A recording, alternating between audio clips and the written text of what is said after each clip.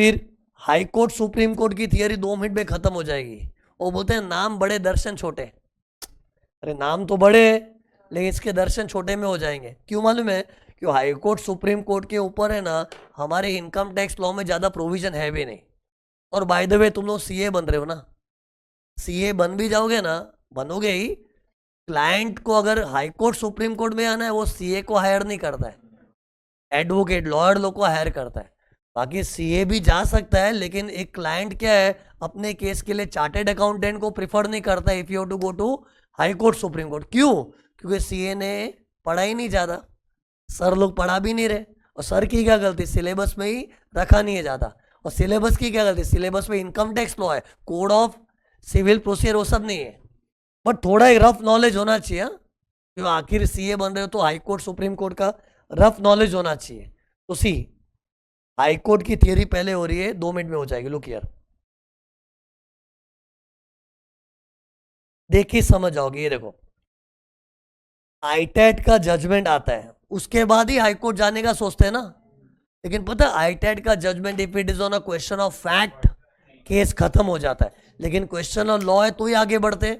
तो इधर देखो मैंने लिखा भी है, मान लो आईटैट ने कोई क्वेश्चन ऑफ लॉ पे जजमेंट दिया है, इसमें लॉ को लेके लड़ाई हो रही है, तो जजमेंट की एक कॉपी एसएससी को मिली, एक कॉपी सीआईटी। इन दोनों में से जो नाखुश है वो 120 डेज में हाई कोर्ट जाता है। ये भी मैंने पढ़ाया था, 120 days from the date of receipt of ITAT judgement.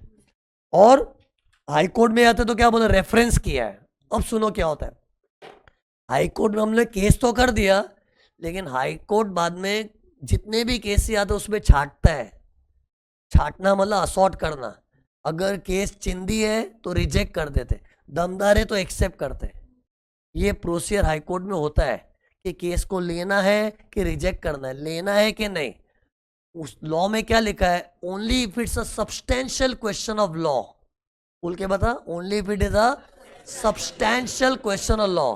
Hindi में बोलो तो केस में दम है ऐसा लगा ना तो इन लोग केस एक्सेप्ट करेंगे। लेकिन अगर ऐसा लगा ये क्या चिंदी केस है, ये केस ही क्यों कर रहा है आदमी, इस चीज के लिए तो लॉ में क्लैरिटी है। अरे कई बार क्या सी हम केस क्यों करते हैं, क्योंकि लॉ को लेके झगड़ा चल रहा है। लेकिन अगर लॉ में क्लियर कट क्लैरिटी दिया है, फालतू में केस करोगे तो वो लोग रिजेक्ट कर देंगे ना। सी रिजेक्शन अपना सीटा आईटेट में नहीं हुआ था, हाई कोर्ट वालों को करना पड़ता है। क्यों? क्योंकि हाई कोर्ट को खाली इनकम टैक्स लॉ हैंडल करना है कि भारत के सारे लॉ, सारे लॉ। और इन लोग चिंदी चिंदी केस को भी एक्सेप्ट करेंगे तो उनका टाइम वेस्ट होगा ना यार। इससे सी हाई कोर्ट का क्या है, अगर उनको केस में दम लगा तो एक्सेप्ट करेंगे, नहीं तो रिजेक्ट कर देंगे। लेकिन अगर केस एक्सेप्ट किया ना, जजमेंट कब देंगे इसका कोई टाइम नहीं है, नो टाइम लिमिट। ये देखो क्या लिखा है, only if the case is substantial. Substantial मतलब दमदार केस है, क्वेश्चन में दम है। मतलब हाई कोर्ट को भी लग रहा है यार ये सिचुएशन सोचना पड़ेगा, दम है क्वेश्चन में, तो इन लोग केस एक्सेप्ट करेंगे। एंड फिर अगर एक बार अलाउ किया तो जजमेंट भी देंगे। कब देंगे? No time limit. और रिजेक्ट हुआ तो घर पे जाओ। कितने लोग रिजेक्ट हुआ तो सुप्रीम, अरे कुछ नहीं, रिजेक्ट मतलब रिजेक्ट, तेरा केस में दम ही नहीं था इसलिए रिजेक्ट हुआ होगा ना, कुछ नहीं कर सकते, घर पे आओ, रूल है, जो करना है का शौक बना तो रिजेक्ट खत्म। लेकिन सी इधर टाइम लिमिट क्यों नहीं रखा है? अरे हाई कोर्ट सुपर बिजी है, उन लोगों को इनकम टैक्स के अलावा दूसरे लॉ के भी केसेस है ना, जजमेंट देने में टाइम थोड़ी, इनके वो प्रेशर भी नहीं डाल सकते। सी एक चीज नोटिस करना, सीटा को क्या बोला था, हो सके तो 1 साल में जजमेंट दो। आईटेट को बोला हो सका तो 4 साल में जजमेंट दो। इनको बोल रहे हो सके तो जजमेंट दो। सुप्रीम कोर्ट को बोला हो सके तो जजमेंट दे दो। ओके, ये बट सबको ऐसा ही बोला हो सके तो याद कर लो, सीटा में हो सके तो 1 साल में जजमेंट दो, आईटैट में हो सके तो 4 साल में दो, हाई कोर्ट सुप्रीम कोर्ट हो सके तो जजमेंट दो। There is no time limit for them. High court खत्म हो गया। फिर लेट्स अज्यूम हाई कोर्ट ने जजमेंट दिया 5, 6, 7, 10 साल के, जब भी देना दिया, फिर जजमेंट की एक कॉपी मिलेगी एसएससी को, एक कॉपी मिली सीआईटी को। इसमें से जो नाखुश है वो कहां जाना चाहता है?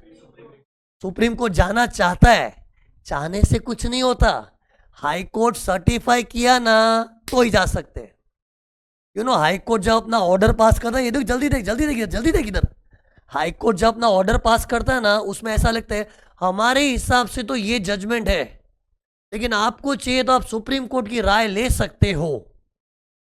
ये लिखना मतलब हाई कोर्ट ने सर्टिफाई किया है। ये हाई कोर्ट के जजमेंट में ही देखना पड़ता है कि क्या हाई कोर्ट हमें सुप्रीम कोर्ट जाने के लिए सर्टिफाई कर रही है।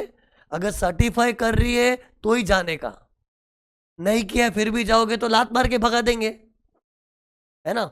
इसलिए high court has to certified that the case is fit for reference to supreme court, तो ही हम जा सकते हैं।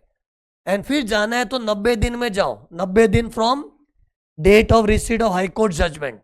ये देखो हाई कोर्ट सर्टिफाई किया, 90 डेज में रेफरेंस कर दिया। 90 डेज कहां से गिनते, date of receipt of high court judgment. And फिर सुप्रीम कोर्ट जजमेंट फाइनल है, उसका कोई टाइम लिमिट है, टाइम लिमिट नहीं है सॉरी। और हाई कोर्ट सर्टिफाई नहीं किया तो ये देखो अदरवाइज खत्म, तो हाई कोर्ट में केस बंद हो जाएगा। इससे पता तुम लोग नोटिस करोगे थोड़े टाइम के बाद कितने केसेस हाई कोर्ट पे ही बंद हो जाते हैं।